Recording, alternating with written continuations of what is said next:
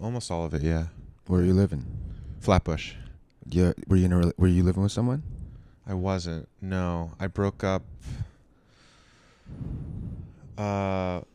with Julia Kornberg, who's now I'm gonna shout her out on the podcast. Well, now a pretty well known novelist who's up and coming, we were both we were dating that summer, but I don't think it wasn't very serious. It was a formative time in the lab. But that's what I mean. People pandemic. like a lot of writers hang out.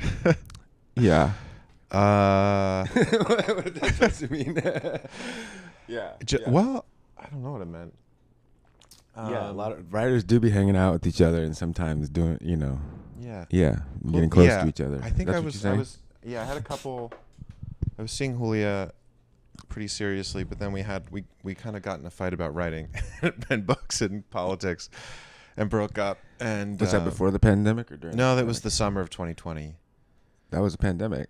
The summer of the pandemic.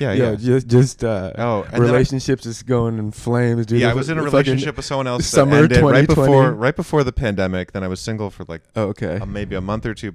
Then the pandemic hits. Was with Julia for a few months, and then, I think a lot of I wasn't living with anyone. I hadn't lived with anyone. Living with someone's a big step. I don't know about you, but I've only done it twice in my life. What did Joyce say? Joyce said about Christ is the thing about Christ is he never did the hardest thing for man to do, which is to live with the woman. Not to be crucified, but to live with the woman. Yeah, he who knows what was going on with him and Mary Magdalene, but it was. It wasn't the focal point of this. This is worth the page. This podcast is going to be worth the Patreon unlock. That's so funny. I mean, that's kind of one of your modes, right? The semi-political, sustained argument with Christ, with an intimate undercurrent. Oh yeah, sure. That's I think maybe that came partly out of. You said with Christ?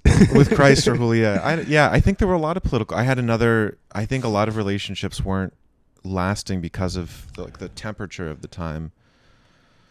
And I remember just being also really competitive. Like it was just people, again, I think there was the sense that you could remake yourself. You could be a new person. You could get a deal.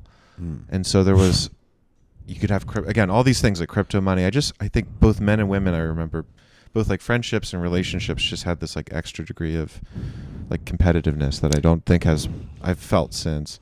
You in the same like way. In the relationship too? You feel like that comes up sometimes? Yeah, like if it's another novelist or another, right. Yeah, definitely. Right. Oh, definitely. Have you always dated someone who's creative? No. Yes. I mean, why are you laughing? Yeah, I think the more serious relationships have been. What about you? I think it's hard if you're not doing the same thing. Yeah. It's hard for someone to understand your life and for you to understand theirs. Yeah.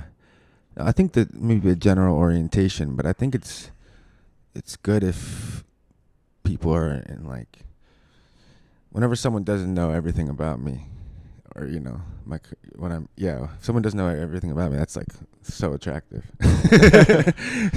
If someone doesn't have a million formed thoughts and doesn't think like books are so sick, that's awesome. I agree. I think I've learned. I don't necessarily think. I definitely don't need to date like intellectuals or writers, because I do think that it does become too mimetic and too competitive and kind of too pretentious. You feel like you can't let your guard down. Like you have to kind of be on all the time. You have to be serious all the time. I think there's a middle ground between someone but again, if you meet someone you fall in love and they're the most well-read person ever and they know all your work, that's great too. But that hasn't really been my experience. There does need to be some distance. Yeah. Like I think the ideal is typically someone who's creative in a different way. Yeah. And has a different set of interests.